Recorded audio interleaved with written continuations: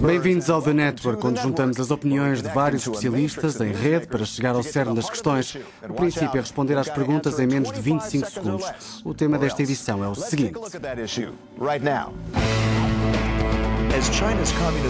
À medida que se aproxima o Congresso do Partido Comunista da China, que deverá assinalar uma passagem de poder, levantam-se questões sobre as novas políticas que serão adotadas. As relações comerciais com a União Europeia são afetadas por divergências, como na produção de painéis solares, com os europeus a acusarem os concorrentes chineses de dumping. O excedente da balança comercial, graças ao controle governamental da moeda, é há muito uma fonte de fricções.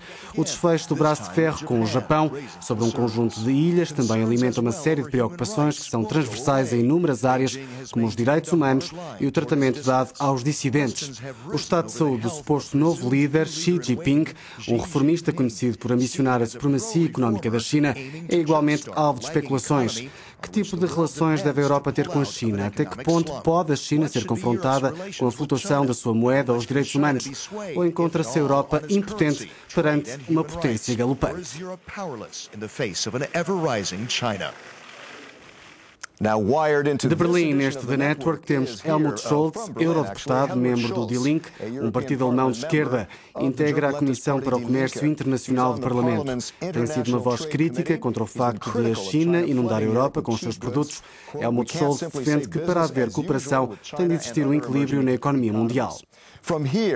Aqui no Parlamento Europeu, em Bruxelas, está Duncan Freeman, investigador no Instituto de Estudos da China Contemporânea, que sustenta que um dos fatores positivos na atual crise europeia é a redução do déficit comercial em relação à China. Finalmente, Li Xinyan, jornalista chinês correspondente na Europa para vários órgãos de comunicação, como a NTD-TV e o Epoch Times, ambos críticos do governo. Convidámos diplomatas chineses, mas mostraram-se indisponíveis para participar neste programa. Esta questão é para todos, mas comecemos por Helmut.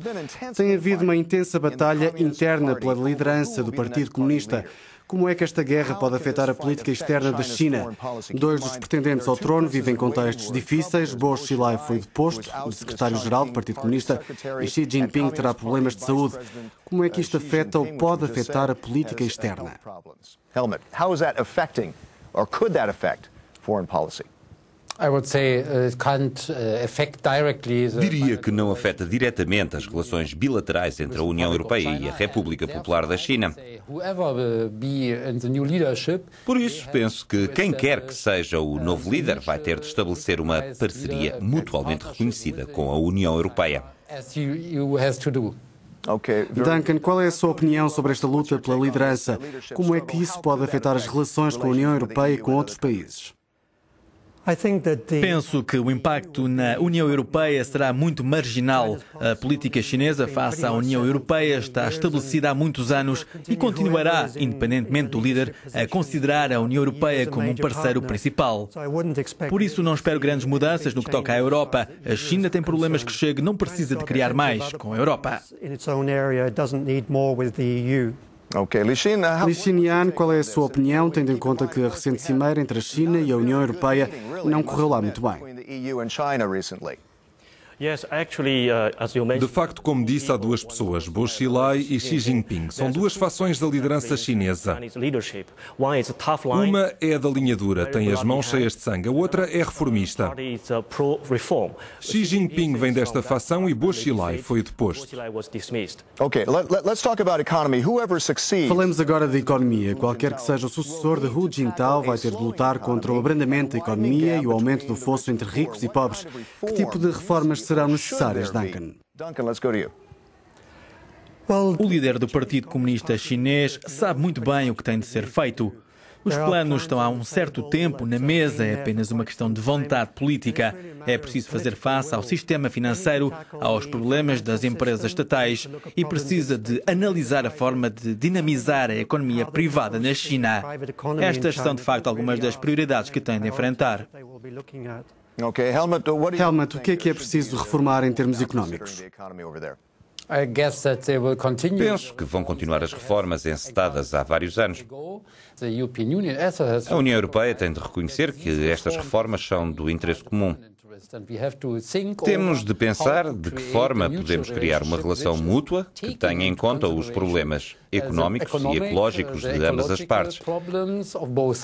E isto acabará por levar a uma economia de mercado que satisfará as necessidades sociais dos cidadãos. Isso quer dizer então uma economia mais aberta. Li Xinyan, o diferente sobre os painéis solares, pode levar a uma guerra comercial entre a China e a União Europeia? Na realidade, a China já é uma economia orientada para a exportação, não é uma economia de mercado, o que significa um planeamento político. Muitas grandes empresas são apoiadas pelo governo chinês para que desempenhem um papel importante na comunidade internacional. Tem uma importante agenda política. Let's go to Duncan. Duncan, em relação aos painéis solares e à questão da moeda, há quem acusa a China de manipular a moeda e as críticas são cada vez mais duras. O que é preciso fazer para que o comércio com a China se faça cada vez mais nos dois sentidos?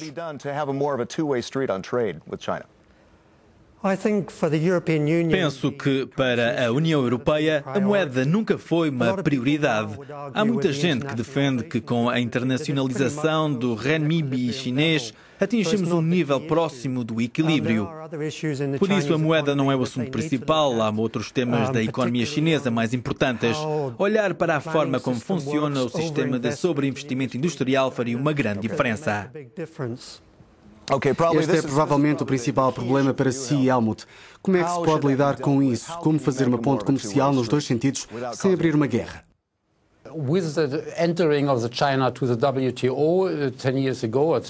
Com a entrada da China na Organização Mundial do Comércio há 12 anos, temos uma economia globalizada para os cidadãos chineses e para os europeus. Em vez de nos queixarmos da competitividade dos produtos chineses no mercado europeu, temos de desenvolver em conjunto novas estratégias e operações económicas. E isso implica investimentos de ambas as partes.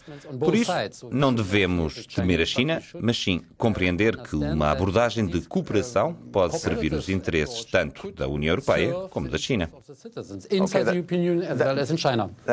Isso parece conciliador, mas e os direitos humanos? Segundo a Human Rights Watch, a China continua a ser um Estado autoritário de partido único que restringe fortemente a liberdade de expressão, de associação e de religião e que suprime os defensores dos direitos humanos. Até que ponto é que a União Europeia pode e deve pressionar a China?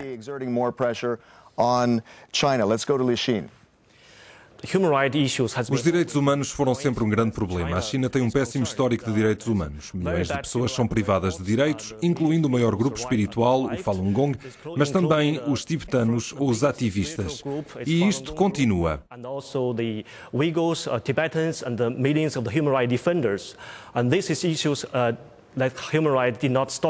A União Europeia devia enfatizar este assunto quando discute as suas relações com a China. Duncan, a União Europeia tem poder para isso? Pode fazer pressão? Bem, este sempre foi um dos problemas da União Europeia. Tem muito poucas ferramentas que possa usar contra a China em termos de direitos humanos. Normalmente tem optado por uma abordagem que visa a cooperação. Tenta promover os direitos humanos, o Estado de Direito e a democratização através da cooperação e não da força. A verdade é que o futuro dos direitos humanos na China depende do que se passa na China e a União Europeia tem poucos meios para fazer mudar as coisas. Helmut tem a última palavra. A Alemanha é um importante parceiro comercial da China. Como influenciar a questão dos direitos humanos ao mesmo tempo que fazem negócio?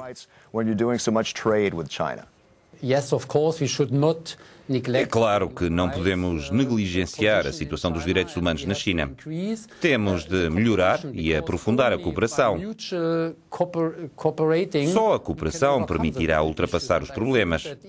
Penso que a liderança chinesa se vê, sobretudo, no diálogo ministerial. Só o diálogo permanente pode ajudar a superar esse problema. O nosso tempo acaba aqui. Agradecemos aos nossos convidados, Helmut Scholz, Duncan Freeman e Li Xinyan. Até à próxima. Obrigado por juntar-se ao The Network.